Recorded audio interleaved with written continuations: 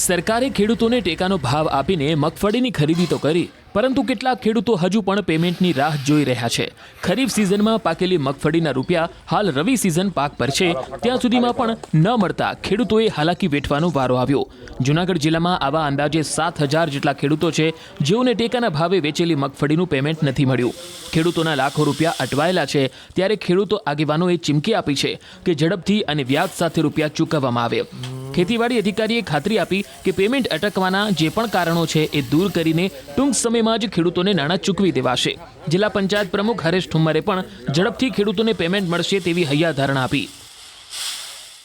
સરકારને વિનંતી છે અને ઉપલા લેવલના જે અધિકારી બેઠા છે એને મંત્રીઓ છે બધાને મારે એવી વિનંતી છે કે આ ખેડૂતના જે પૈસા છે એ એમ કહેતા હતા કે તમે 15 દીમાં તમારા ખાતામાં પૈસા આવી જાય। અરે 15 દી નહીં, કેટલા 6-7 મહિના 5 મહિના થઈ ગયા। હવે એ ખેડૂતને કરવાનું, મારી પાસે ઉછીને લીધા, હું ની પાસે ખેડૂતને કરવાનું, આપઘાત કરવાની। કે આ રાજ્યનો ખેડૂત એ સોરઠ પંથકનો હોય કે અમારા જુનાગઢ કેશોદનો હોય, એમને સરકાર પાસેથી જે લોનો લીધી છે બેંકોમાંથી, એ માત્ર 1 દિવસ મોડી ભરપાઈ કરવા જાય તો એને કેન્દ્ર અને રાજ્ય સરકાર તરફથી મળતા વ્યાજની સહાયનો લાભ નથી મળતો।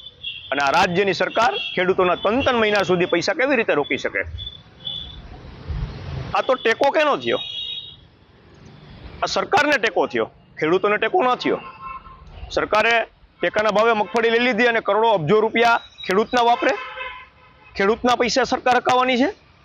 તાત્કાલિક ધોરણે અમારા ખેડૂતના પૈસા છૂટા કરી દો, અને એ પણ જેટલા મહિના મોડા આપ્યા છે, જેટલા દિવસો મોડા આપ્યા છે, એનું વ્યાજ સાથે ખેડૂતોને પૈસા આપવા જોઈએ।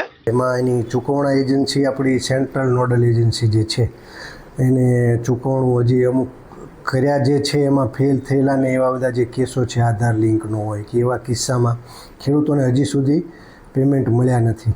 આ તમામ રજૂઆતો લઈને અમે ખાતા કક્ષાએ અને એજન્સીને પણ જાણ કરી છે। જૂનાગઢ જિલ્લામાં અંદાજે 7,000 જેવા ખેડૂતો જે છે એનું હજી ચૂકવણું બાકી બોલે છે આજની તારીખે। એટલે સતત એના સંપર્કમાં છીએ। રજૂઆતો ખેડૂતો તરફથી આવે કે તાત્કાલિક પાછું અમે મોકલી આપીએ છીએ, પણ એવી આશા રાખીએ કે આ ટૂંક સમયમાં ચૂકવણું થઈ જાય। હમણાં આધાર બેઝ પેમેન્ટ છે એટલે આધાર લિંક ન હોય, KYC ન થયું હોય કે કોઈ ખાતું એનું બ્લોક હોય, એવા કિસ્સામાં પરત ગયા હોય પૈસા, જેને પાછું ફરી ખેડૂતો સાથે સંપર્ક કરીને એજન્સીને કહ્યું છે કે તાત્કાલિક એને ચૂકવણું થાય। સરકારે ખેડૂતોને ટેકાનો ભાવ આપીને મગફળીની ખરીદી તો કરી, પરંતુ કેટલાક ખેડૂતો હજુ પણ પેમેન્ટની રાહ જોઈ રહ્યા છે। ખરીફ સિઝનમાં પાકેલી મગફળીના રૂપિયા હાલ રવિ સિઝન પાક પર છે, ત્યાં સુધીમાં પણ ન મળતા ખેડૂતોએ હાલાકી વેઠવાનો વારો આવ્યો। જૂનાગઢ જિલ્લામાં આવા અંદાજે 7,000 જેટલા ખેડૂતો છે, જેઓને ટેકાના ભાવે વેચેલી મગફળીનું પેમેન્ટ નથી મળ્યું। ખેડૂતોના લાખો રૂપિયા અટવાયેલા છે, ત્યારે ખેડૂતો આગેવાનોએ ચીમકી આપી છે કે ઝડપથી અને વ્યાજ સાથે રૂપિયા ચૂકવવામાં આવે। ખેતીવાડી અધિકારીએ ખાતરી આપી કે પેમેન્ટ અટકવાના જે પણ કારણો છે એ દૂર કરીને ટૂંક સમયમાં જ ખેડૂતોને નાણાં ચૂકવી દેવાશે। જિલ્લા પંચાયત પ્રમુખ હરેશ ઠુમ્મરે પણ ઝડપથી ખેડૂતોને પેમેન્ટ મળશે તેવી હૈયાધારણા આપી।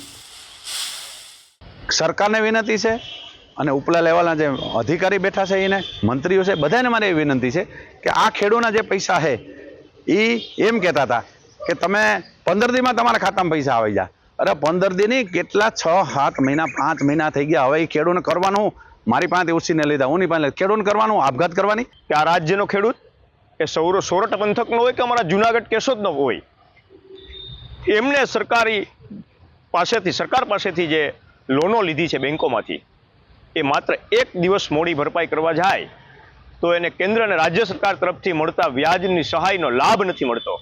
અને આ રાજ્યની સરકાર ખેડૂતોના 3 મહિના સુધી પૈસા કેવી રીતે રોકી શકે?